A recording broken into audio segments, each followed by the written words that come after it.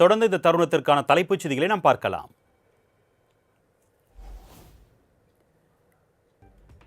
சென்னையில் ஆபரண தங்கத்தின் விலை காலையில் 1800 ரூபாய் குறைந்த நிலையில் தற்பொழுது 1600 ரூபாய் உயர்வு. சவரன் ஒன்றுக்கு 1600 ரூபாய் அதிகரித்து 90,400 ரூபாய்க்கு விற்பனை.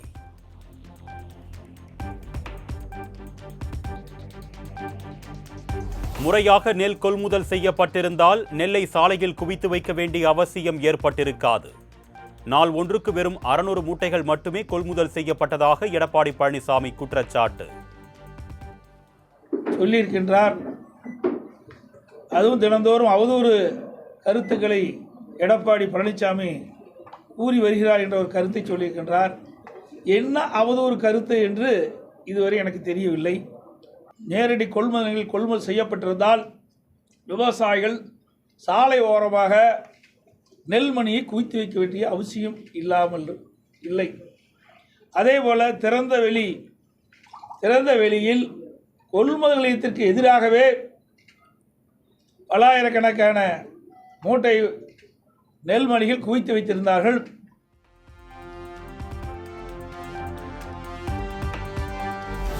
கொள்முதல் செய்யாததே நெல்மணிகள் முளைத்து வீணானதற்கு காரணம். நெல் கொள்முதல் விவகாரத்தில் பொய்யான தகவல்களை முதலமைச்சர் பேசி வருவதாகவும் இபிஎஸ் விமர்சனம்.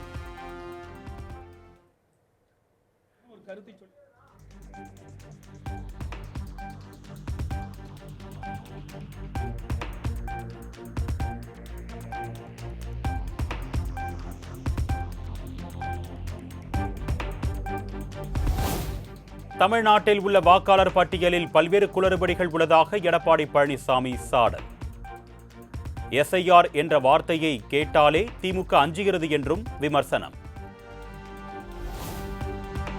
அதிமுக எங்களது எதிரி அல்ல, எடப்பாடி திமுக தான் எங்களது எதிரி என்று அமமுக பொதுச் செயலாளர் டிடிவி தினகரன் பேட்டி. மீண்டும் ஜெயலலிதா ஆட்சியை நிறுவுவோம் என்றும் சூளுரை. இதில் அம்மாவின் கட்சியாகிய அனைத்து இந்திய அண்ணா திராவிட முன்னேற்ற கழகம் எங்களுக்கு எதிரி கிடையாது. நான் ஏற்கனவே சொல்லியிருக்கேன், எடப்பாடி திமுக தான் எங்களுக்கு எதிரி. எடப்பாடி என்கிற துரோக மனிதர் தான் அம்மா மக்கள் முன்னேற்ற கழகத்தின் எதிரி. அதை தாண்டி வேற யாரையும் நாங்கள் எதிரியாக நினைக்கவில்லை.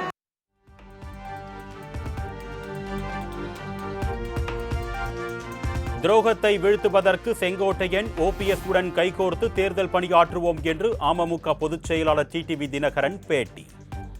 அதிமுகவில் உள்ள துரோகத்தை வீழ்த்தும் வரை அமமுக ஓயாது என்றும் திட்டவட்டம். வீழ்த்துவதற்காகத்தான் அம்மா மக்கள் முன்னேற்ற கழகம் உருவாக்கப்பட்டது. அந்த துரோகத்தை வீழ்த்தும் வரை அம்மா மக்கள் முன்னேற்ற கழகம் ஓயாது என்பதுதான் எங்களது நிலைப்பாடு.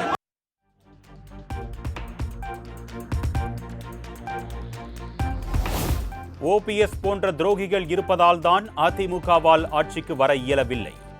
செங்கோட்டையன், ஓபிஎஸ், டிடிவி தினகரன் கூட்டாக செய்தியாளர்களை சந்தித்தது குறித்த கேள்விக்கு இபிஎஸ் காட்டம்.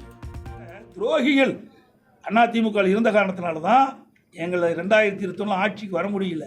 புரியுதுங்களா? இப்போ 2 நாளைக்கு முந்தைய என்ன சொன்னார் ஓபிஎஸ்? இவரே அதிமுக கட்சிக்கார், இவரே ஒருங்கிணைக்கின்றவர். உண்மையான அனைத்து இந்திய அண்ணா திராவிட முன்னேற்ற கழகத்தை மனசுலேருந்து இந்த வார்த்தை வராது. 2 நாளைக்கு முந்தைய சொன்னார்ல, திமுக ஆட்சிக்கு வரும்னு சொன்னார். இவர் எப்படி போய் ஒன்றாக இணைய முடியும்?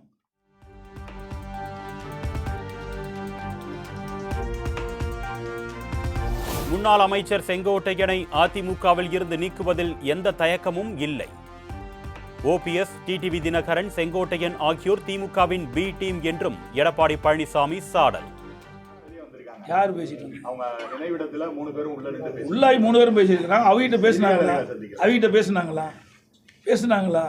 தவறான கேள்வி கேட்க வேண்டாம், உண்மையான கேள்வி கேள்வி. இப்போ 3 பேர் செய்தியாளர் சந்திச்சிருக்கிறீங்க, அது சந்திச்சிருக்கிறாங்க. நான் கேள்விப்பட்டேன், நாங்கள் பார்க்கல. 3 பேர் சந்திச்சிருக்கிறாங்க. அது ஏற்கனவே போட திட்டம் தானே, இன்னைக்கு நேரத்தை போட்டாங்க.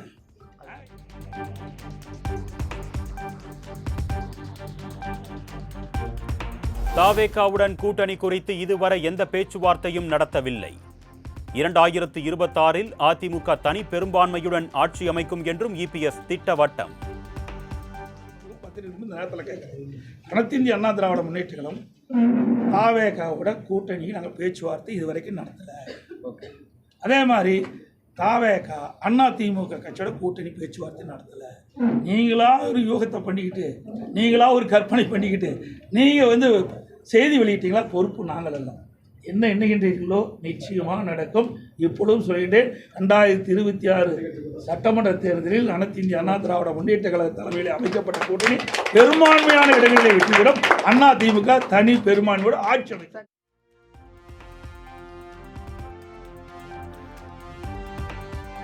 முத்துராமலிங்க தேவரின் நினைவிடத்தில் ஓ பன்னீர்செல்வம், டிடிவி தினகரன், செங்கோட்டையன் ஆகியோர் மாலை அணிவித்து மரியாதை. மூவரும் இணைந்து மாலைகளை ஒன்றாக அணிவித்து தேவர் சிலைக்கு தீபாராதனை காண்பித்து வழிபாடு.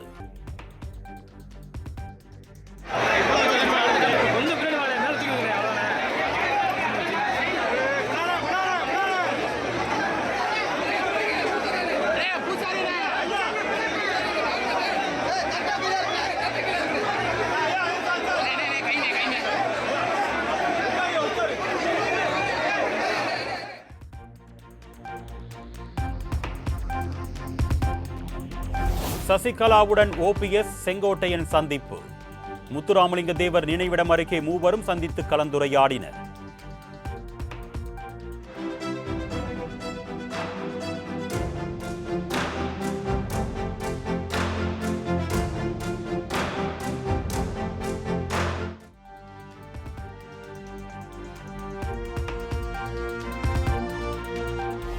அதிமுகவில் பிரிந்திருக்கும் சக்திகளை ஒருங்கிணைக்கவே ஒன்றிணைந்துள்ளோம். முன்னாள் முதலமைச்சர் ஓ பன்னீர்செல்வம் பேட்டி.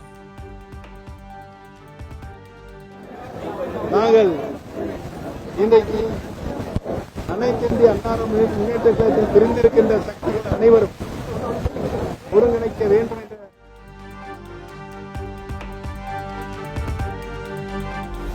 அதிமுகவில் இருந்து என்னை நீக்கினால் சந்தோஷப்படுவேன். தேவர் நினைவிடத்தில் முன்னாள் அமைச்சர் செங்கோட்டையன் பரபரப்பு பேட்டி. புரட்சித் தலைவர் அம்மாளால் உருவாக்கப்பட்ட இயக்கம். புரட்சித் தலைவர் எங்களுக்கெல்லாம் வழிகாட்டியாக எங்களை வழிகாட்டியவர் அவர்.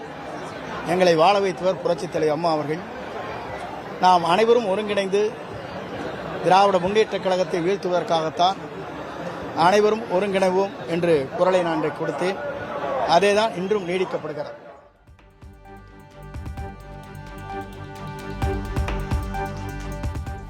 பசும்பொன் முத்துராமலிங்க தேவரின் உருவப்படத்திற்கு தாவேக தலைவர் விஜய் மரியாதை. பனையூரில் உள்ள தாவேக அலுவலகத்தில் தேவரின் உருவப்படத்திற்கு மாலை அணிவித்து மரியாதை செலுத்தினார்.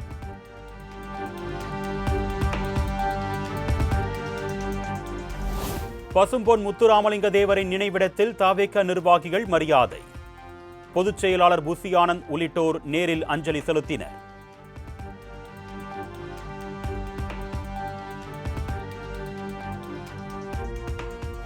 சமூக மற்றும் அரசியல் வாழ்வில் ஆழமான தாக்கத்தை ஏற்படுத்திய மாபெரும் ஆளுமை முத்துராமலிங்க தேவர்.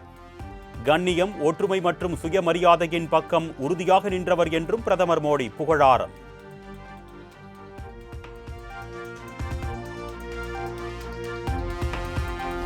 பசும்பொன்னில் உள்ள முத்துராமலிங்க தேவர் நினைவிடத்தில் முதலமைச்சர் மு க ஸ்டாலின் மாலை அணிவித்து மரியாதை. நாட்டின் விடுதலைக்காக தன்னையே ஒப்படைத்தவர் தேவர் திருமகனார் என்றும் புகழாரம்.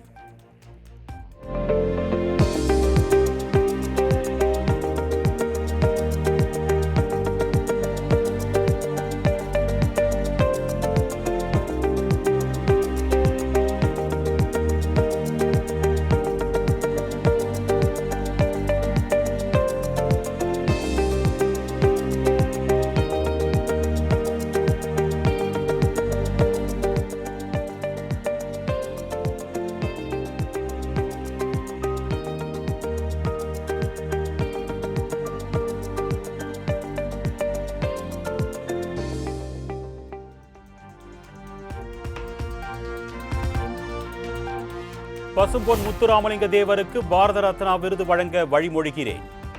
தேவர் நினைவிடத்தில் செய்தியாளர்களின் கேள்விக்கு முதலமைச்சர் மு க ஸ்டாலின் பதில்.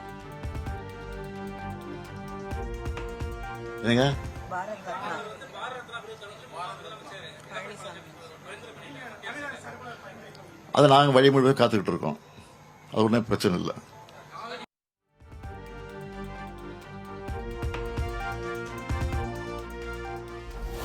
பசும்பொன்னில் தேவர் திருமகனார் பெயரில் 3 கோடி ரூபாய் மதிப்பில் திருமண மண்டபம் கட்டப்படும் என்று முதலமைச்சர் மு.க. ஸ்டாலின் அறிவிப்பு. நாட்டின் விடுதலைக்காக தன்னையே ஒப்படைத்தவர் முத்துராமலிங்க தேவர் என்றும் பெருமிதம். புதுசா பசும்பொன்னில் ஒரு திருமண மண்டபம் அமைக்கணும்னு ஒரு கோரிக்கையை வந்து கொண்டிருக்கிறது. அந்த கோரிக்கையை உடனடியாக ஏற்று 3 கோடி ரூபாய் மதிப்பீட்டில் தேவர் திருமகனார் பெயரில் திருமண மண்டபம் அமைக்கப்படும் என்று இந்த நேரத்தில் நான் உறுதியளிக்கிறேன்.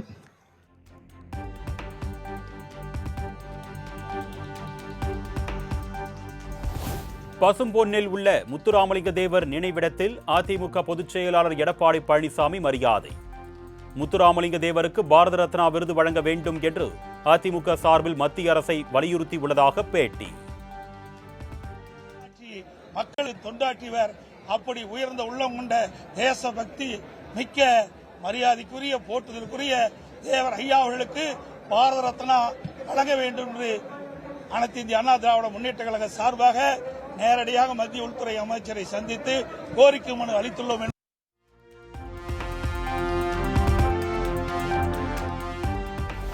முத்துராமலிங்க தேவரின் 118வது பிறந்த நாளையொட்டி பசும்பொன்னில் உள்ள அவரது திருவுருவ சிலைக்கு குடியரசு துணைத் தலைவர் சி.பி. ராதாகிருஷ்ணன் மாலை அணிவித்து மரியாதை.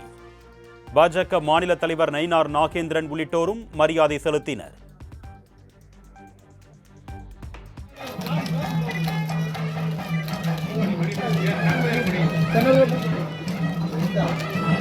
கொஞ்சம் கீழே இருக்கு.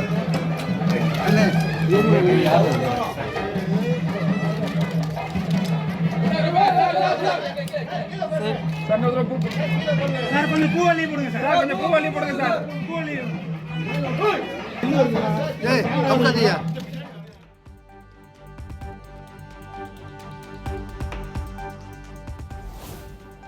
முத்துராமலிங்க தேவரை ஒரு சமுதாயத்தைச் சேர்ந்தவர் என்பது அறியாமையை காட்டுகிறது என்று குடியரசு துணைத் தலைவர் சி.பி. ராதாகிருஷ்ணன் பேச்சு. தேசிய தலைவரான முத்துராமலிங்க தேவருக்கு மரியாதை செலுத்தவே பசும்பொன் வந்ததாகவும் பேட்டி. நிற்பது நம்முடைய அறியாமையைத்தான் காட்டுகிறது. அவர் வாழ்ந்த காலத்தில்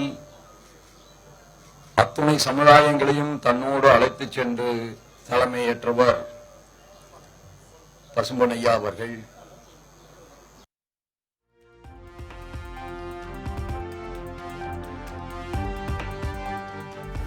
பசும்பொன் முத்துராமலிங்க தேவர் சிலைக்கு தங்க கவசம் எதற்கு?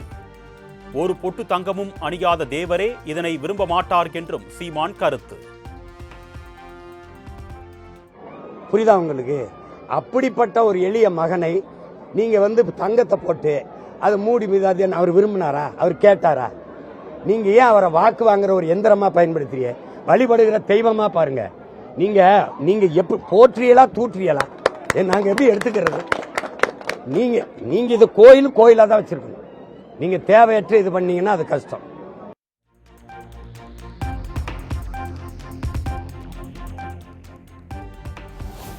பசும்பொன்னில் முத்துராமலிங்க தேவரின் நினைவிட பூசாரியை கன்னத்தில் அறைந்த ஸ்ரீதர் வாண்டையார்.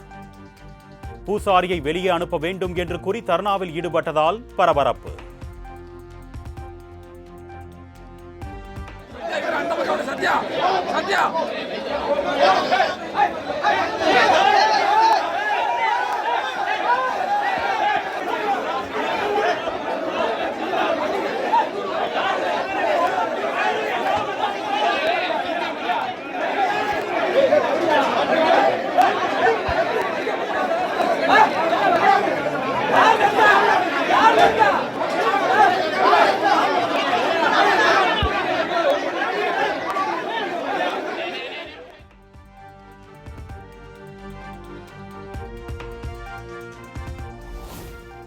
ஸ்ரீவைகுண்டத்தில் 2 பிரிவுகளாக பிரிந்து முத்துராமலிங்க தேவருக்கு மாலை அணிவிக்க வந்த தாவேகாவினரிடையே மோதல்.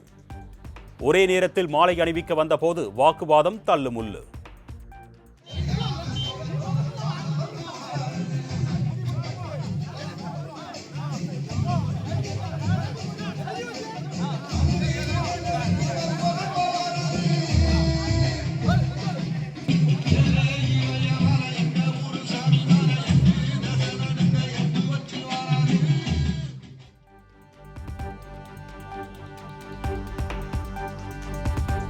தமிழகத்தில் மேலும் 2 சிப்காட் தொழிற்பூங்கா அமைக்க சுற்றுச்சூழல் அனுமதி கோரி விண்ணப்பம். புதிய விமான நிலையம் அமையவுள்ள பரந்தூர் மற்றும் மதுரை மேலூரில் சிப்காட் தொழில் பூங்காக்கள் அமைக்க நடவடிக்கை.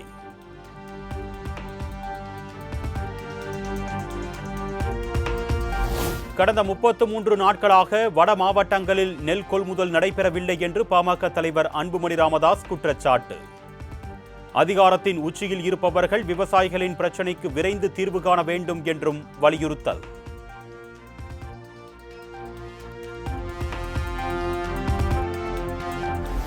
தமிழகத்தில் கனமழையால் சேதமடைந்த பயிர்களை கணக்கெடுக்கும் பணிகளை துரிதப்படுத்த வேண்டும்.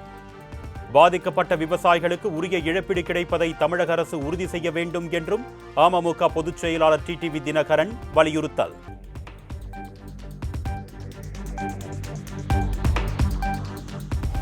அரசியல் கட்சி பிரதிநிதிகளை தொடர்ந்து மாவட்ட ஆட்சியர்களுடன் தமிழக தலைமை தேர்தல் அதிகாரி அர்ச்சனா பட்நாயக் ஆலோசனை. வாக்காளர் சிறப்பு தீவிர திருத்தம் குறித்து மக்களிடையே விழிப்புணர்வு ஏற்படுத்த தேவையான நடவடிக்கைகளை மேற்கொள்ள அறிவுறுத்தல்.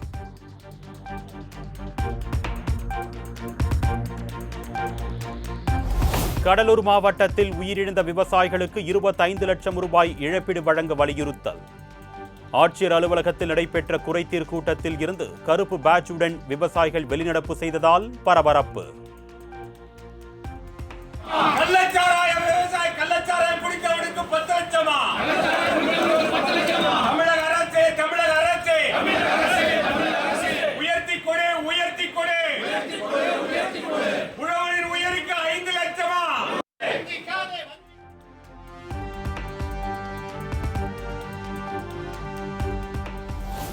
ஆர்ஜேடி மற்றும் காங்கிரஸ் தலைவர்கள் அயோத்தி ராமர் கோவிலுக்குள் எப்பொழுதாவது பார்த்திருக்கிறீர்களா என்று பிரதமர் மோடி கேள்வி. ராமர் கோயிலில் பிரார்த்தனை செய்தால் அவர்களின் வாக்கு வங்கி பாதிக்கப்படும் என்று பயப்படுகிறார்கள் என்றும் விமர்சனம்.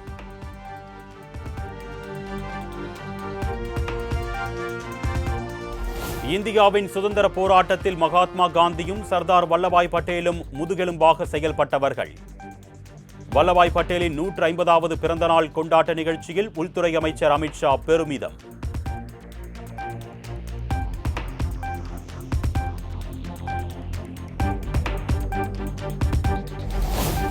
மகாராஷ்டிரா மற்றும் ஹரியானா மாநிலத்தில் வாக்கு திருட்டில் ஈடுபட்டது போல் பீகாரிலும் வெற்றி பெற பாஜக சதி. தேர்தல் பிரச்சாரத்தில் மக்களவை எதிர்க்கட்சித் தலைவர் ராகுல் காந்தி ஆவேசம்.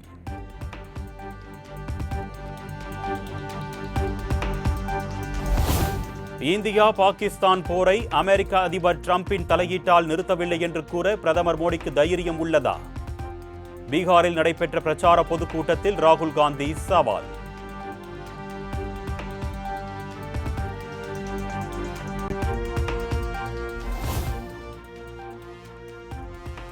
PM ஸ்ரீ மற்றும் தேசிய கல்விக் கொள்கையை எதிர்ப்பது ஏன் என்று காங்கிரஸ் MP பிரியங்கா காந்தி விளக்கம்.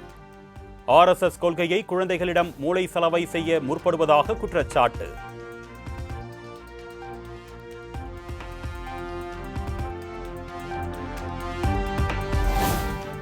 ஆந்திர மாநிலம் கிருஷ்ணா மாவட்டத்தில் மோண்டா புயல் காரணமாக பல 100 ஏக்கர் வாழை மற்றும் நெற்பயிர்கள் சேதம். பாதிக்கப்பட்ட பகுதிகளில் துணை முதலமைச்சர் பவன் கல்யாண் நேரில் பார்வையிட்டு ஆய்வு.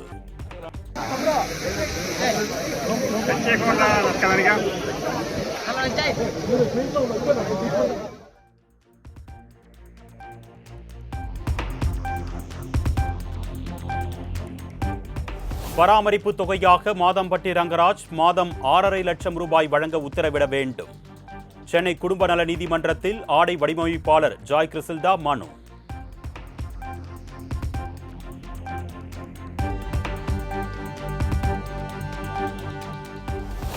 இந்தியாவில் தயாரிக்கப்பட்ட முதலாவது ஓட்டுநர் இல்லாத கார் அறிமுகம்.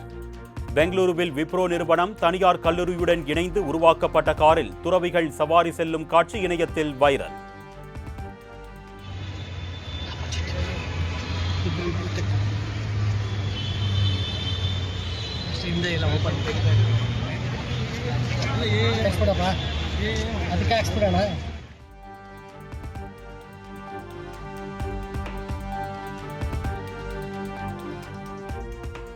தெரியாத எண்களில் இருந்து அழைப்பு வரும்போது செல்போனில் அழைப்பவரின் பெயரை திரையில் காண்பிக்கும் வசதி விரைவில் இந்தியாவில் அறிமுகம்.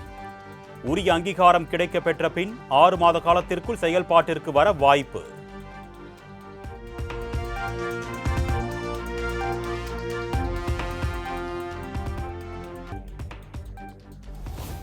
அமெரிக்காவில் வெளிநாட்டினருக்கான பணி உரிமத்தை தானாக நீட்டிக்கும் முறை முடிவுக்கு வந்தது. மறு ஆய்வுக்கு உட்படுத்தப்பட்ட பிறகே பணி அனுமதி கிடைக்கப்படும் என்று அறிவிப்பு.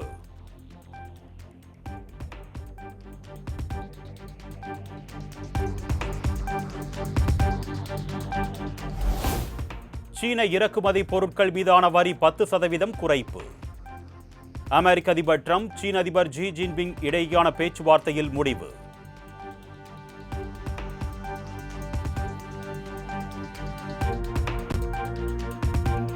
சீன அதிபர் ஜி ஜின்பிங் உடனான சந்திப்பின் போது முக்கிய முடிவுகள் எடுக்கப்பட்டதாக அதிபர் டிரம்ப் அறிவிப்பு. ஜி ஜின்பிங் சிறந்த தலைவர் என்றும் இந்த சந்திப்பு மிகவும் அற்புதமான ஒன்று என்றும் நெகிழ்ச்சி.